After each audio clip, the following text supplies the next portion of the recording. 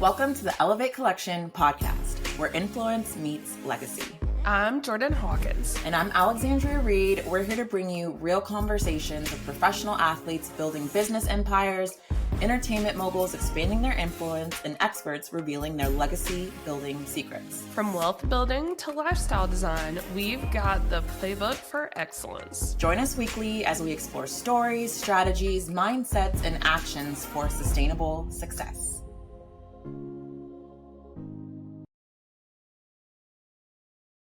Hey all, welcome to another episode of the Elevate Collection podcast. We have the amazing Jennifer King on the podcast today. Welcome to the podcast, Jen. Thanks for having me, y'all. We're so happy that you're here, and we are just ready to talk about all the things that make Jennifer, that make her being such a dynamic character in history by being the first Black female NFL coach. Let's just stop there and give you your flowers of how amazing that must feel to make history like that. I appreciate that. I mean, I feel like it's something that I'll probably appreciate more later. Like, I'm kind of in it right now, so I don't really think about it. But, I'm a fan of history, and to be a part of it is pretty cool. I mean, our generation's a part of history, too. You can't forget that. Our generation is, the most, I don't know, I won't say, troubled or, trauma. We've been through a lot. We've been through a lot. Think about it. We went through a lot. We went through Y2K. We went through, 9/11. We went through these crazy elections. Our generation's been through some stuff. So we're definitely in history, but you get to make history in such a really cool way. So we love that. Appreciate it. Tell us about your journey to get to now. Tell us from beginning to end, just, Cliff Notes version of. Yeah, definitely Cliff Notes, because it's long. I feel like I've lived 4 or 5 lives. But the short of it, grew up in North Carolina, loving sports, small town, love football.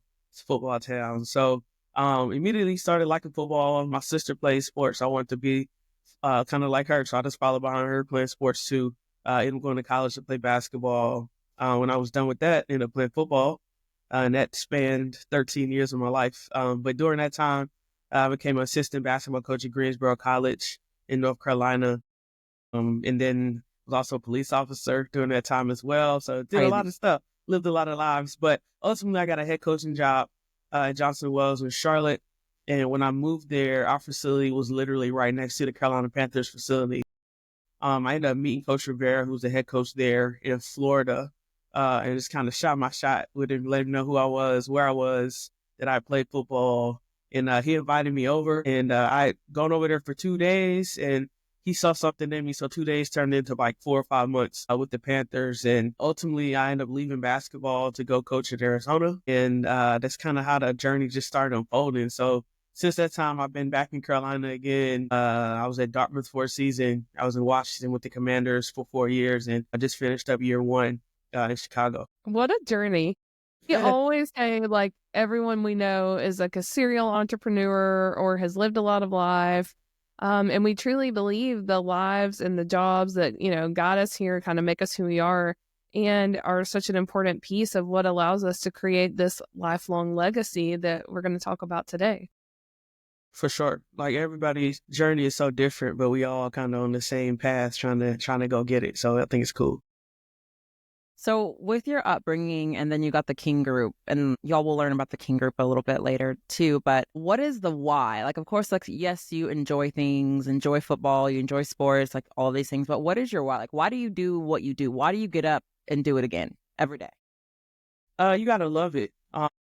People who are not aware of NFL coaches, we work ridiculous hours during the season. So I think you have to love it. And sometimes you do have to remind yourself, oh, this is what you asked for.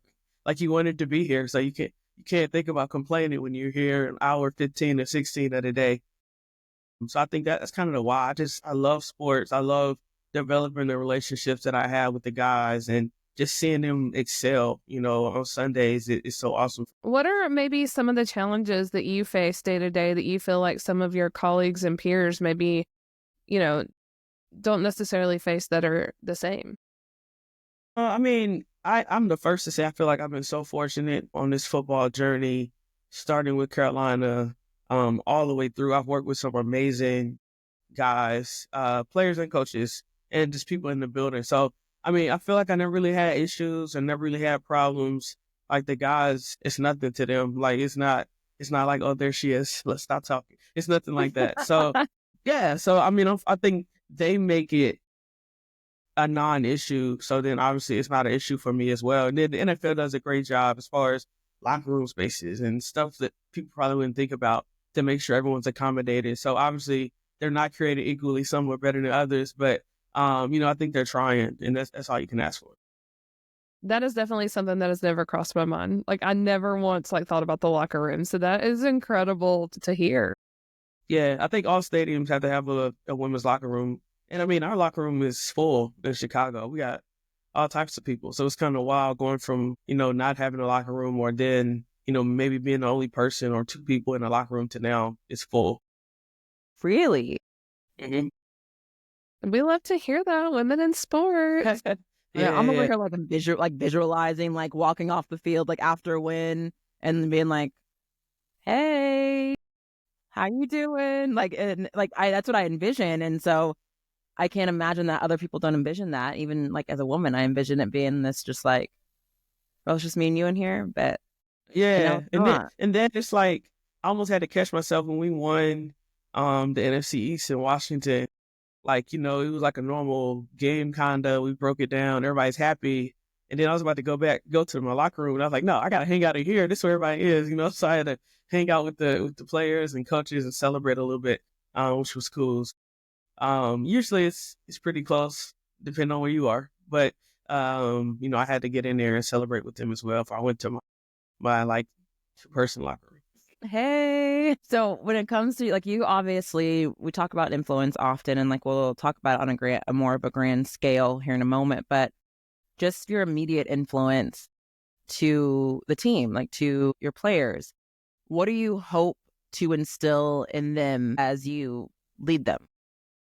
I mean, for me, it's all about building relationships. Obviously, football is a huge part of what we do, but it's not all of what we do. You got to think a lot of these guys, yes, they're grown men, but they're still kind of navigating life and need help in certain areas. And sometimes I just want to make sure they're okay. Even the ones that don't really need help navigating anything still need to be checked on sometimes. So that's what it's all about for me, is building those relationships. And it's not always about football with us. We're going to get our work done football wise, but I think part of the job as coaches is making sure our guys are all right individually, mentally, physically, emotionally, just everything. Like they're kind of like our kids essentially. So I know a lot of our coaches that have kids, they spend a lot more time with these guys than they do with the actual kids during the season. So it's important to make sure they're okay. Is there one thing that you hope that a player that has been under your leadership walks away feeling like after their time with you is done? Like, is there like one particular feeling or one particular like, I don't know, like piece of knowledge or wisdom that you want all of your players to walk away with? I mean, the biggest thing for me personally is just the communication. Like, I still talk to players from basketball. I still talk to players when I was in Carolina. Like, I think those relationships, it lets you know that they were like authentic, and to still have relationships with those guys, I think are big. Obviously, none of the guys I started with were not together anymore. They're all on different teams or not in the league anymore, but we still keep in touch. They still check on me. I still check on them. I think that's one of the most important things as a coach. I remember, just on the basketball side, to have a former player hit you up like, hey, coach, I'm in the city. You want to get lunch? Like, that's huge, just to know that they want to see you when they're in town. So I think those types of things are the things that I want to have and continue going into the future. I love that. For me, I am just so impressed. Like Alex and I have known you for a few years now, and I'm so impressed with how you have taken the spotlight, this moment of influence, and you're actively making strides to impact other people's lives. Like we always see you as a speaker on a panel. You speak at Combine, you speak at, She's Got Time, which is the women's conference. You're speaking in New Orleans at the Super Bowl. What motivates you to be on those panels and to be a voice in this space? That's so good, Jordan. It's just important to share my journey, share my message, things that I've learned along the way. And it was one of those things when I first got into this, I really didn't even think my story was that interesting because, y'all know me, I'm chill, So I didn't We're think down. anybody would want to hear about, how I got here. And then I realized that it was important. I started receiving emails and letters from people who were not only interested in my story, but found it inspirational. So, to be able to share that on a panel or just to get out and meet people in general, is something that I really like to do and try to do as much as possible. I think it's just so important. Can you talk about how you're taking this moment of influence and pouring back into your hometown? Yeah, I mean, I mentioned I come from a small town, so sometimes in those small towns, it's hard to dream. It's hard to get out, and with the understanding that I can leave, but I can always be here. It's always home. I can always come back. But sometimes you got to get out of that small town to really live life, And it's funny because I remember, so Greensboro, North Carolina, is like the closest city to where I'm from. It's about 30 minutes away. And I remember as a kid going to Greensboro, and it's a small town. Now that I know, it's like a small city, but it's a couple tall buildings. But, you go to the mall in Greensboro, go grab some food, and you come back like you saw the world, like that was it. I have seen the world today. And so to be able to go back to Reedsville and give back, I think is so important. There's such a need there as well. But also I want to go back there and show my face and let them know who I am and that I'm from there. I'm a lot like them and that they can be free to dream and want to do things outside of there as well. But you can always come back and give. And that's one of the main reasons I started the King Group. We love, love, love. So the King Group is an incredible organization that Jen has founded. Can you tell everyone a little bit about the King Group and what the King Group aims to do and what you have done? Yeah, so we started out, it's been like 3 years ago now. It's kind of wild how fast time flies, but as a mechanism to give back to the community through camps, through services, and just, we're excited for things we're going to do in the future as well outside of Reedsville. We had a coat program in DC while I was there. We raised and collected a bunch of coats with one coat to give back to the community, but it's all about the community for us. Essentially, things we've done in Reedsville, we've had a backpack program every year where we give away backpacks. We started out in a school. So each year we would give around 100 backpacks to a school. We did that twice. Then it was like, we want to go bigger. So last year we did kind of a drive-through event giving away backpacks. And these backpacks are like loaded. So it's not just a backpack. Like they have school supplies, swag, just all kinds of stuff inside. Some special gifts as well. We were able to give away a few pair of school shoes in the bags as well. We gave away 200 last year at that event, and we found out that there's just such a need in our community that 200 wasn't enough. I think the event started around 10 in the morning. I got a call around 8:30 from the principal of the schools, like there's already a line. I was like, wow. So, our 200 bags we thought was great. Those 200 bags were given out in about 8 minutes, 12 minutes. They were gone. So we realized we needed to do more just because, it really hurt to have people come in after they were all gone and we hadn't anything to give. So this year, we're going to at least double it or really aim for 500, just to provide the need that we have in that community. And we were really looking forward to our event that's coming up as well to raise some money because obviously, you gotta have funds to be able to do things like that. Because a lot of that comes out of my pocket as well. As I set those things up. We love that. That is such a big component of using this period of influence that you do have. And we all have influence. Doesn't matter what sphere you operate in, whether that be in, business and politics and sports and entertainment, whatever it is, when you have some level of influence, you have to utilize that to be community or be change in a really tangible way. And I love that you're doing it in this fashion. We, in March, are putting on your first Sneaker Gala in Chicago, and we're so excited to do this with you. Yeah. And that's what's going to help get us to those 500 backpacks. Absolutely. So obviously, I'm thankful for you all partnering with me to get this going. So it's going to be an exciting event. Venue in the city of Chicago. It's going to be a great night. And it's one of those things where I want people to come out, have a great time, making a memorable night for them, and also, raise money for the King Group. That's so good. We are huge fans of sneakers, obviously. So, when you threw the sneaker concept around, like, we are there. We are so there. But Tell us a little bit about what you're envisioning for this wardrobe, because you have had a very specific idea around how you want people to show up. And how is that? Yeah, I mean, I really want your shoes to be the main thing, your fit. So it's not a black tie event. We're not asking people to come out suited and booted unless you want to. We want people to be comfortable but classy, but we want your sneakers to talk for you. So, it's going to be an exciting event. I'm excited to see what people decide to break out that night to wear, because it's all about the shoes and raising money for the King Group. Do you know what shoes you're going to wear? Oh, yeah. Of course not. I might decide the night before. I'm one of those people. Fair. Yeah. I mean, we got a lot to choose from, so, we'll go from there. We heard one time on an invitation that we received, and it said, "Come as you wish to be received." And I think that's just so beautiful. Like, whatever that is, however you want to be seen and known in the world, like, come like that. Come just as you are. And so now we incorporate that into a lot of our events. I think it's so important. I think we've all been to black tie events, and they're cool, and, sometimes it's needed, but people have a lot more fun usually at the events that's a little more relaxed. Great music, great food, and just have a great time. And that's what we're aiming to do. Oh, that is a priority, y'all, for us, is great music, great food. Like, at the top of the priority list is food and good music, basically.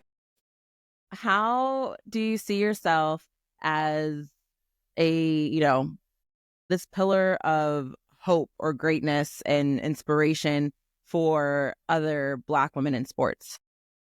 I know I'm going, I went from here to here, No. It's in my cool. head, and I had to say it.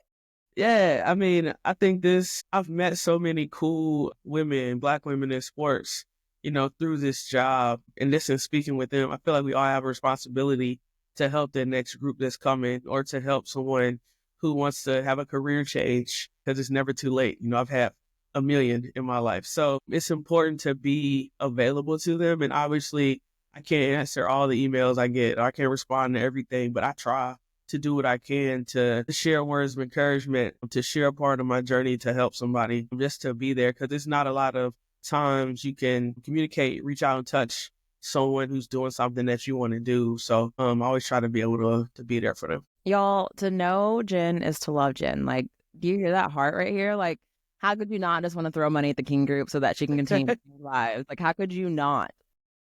And we believe in everything that you're doing, and we're really happy that we get to. And please, emphasis on the get to. We do take it as an honor and a privilege to be able to do this with you. So yeah, I y'all appreciate will put all of the details in the show notes and all the fun little things to make sure that you can get on board. And yeah, let's go.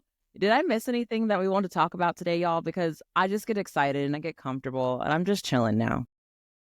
The one thing we always ask all of our guests is, as the Elevate Collection, we are always looking to elevate others, and especially with our community who follows us in the podcast. So what is one thing that our community can do to elevate you and move your needle forward? Oh, wow. I mean, support the King Group, obviously. But yeah, just keep praying for me for this journey that I'm on. I still feel like I'm at kind of the beginning of it, So I've done a lot, but there's still a lot to be done. And those are the main things I always ask. I'm not that needy, but your prayers, your support for King Group is much needed, because there's a lot of things I want to do for these kids. So I would really appreciate your support. Amazing. We would love to have everyone join us at the King Group Sneaker Gala on March 20th in Chicago. Tickets will be on sale very soon, so be on the lookout for those. Also, feel free to DM Jen, myself, or Alex for sponsorship information, and we may do some kind of fun school supply drives or a backpack drive along the way. So if you're interested in just donating in kind, we have that option as well. Oh, as well as silent auction items. So plenty of ways to get back and support the King Group and make this an incredible evening of just friendship and camaraderie and coming together to really elevate our communities. That's all right. Thank you for being here, Jen. Thanks for having me. Thanks for tuning in to the Elevate Collection podcast. We hope you found inspiration to elevate your life and legacy. Don't forget to subscribe and share this journey with others ready to make an impact. Join us next week for more insights with professional athletes, entertainment moguls, and industry leaders sharing their winning strategies. This is where your next level begins. Stay elevated.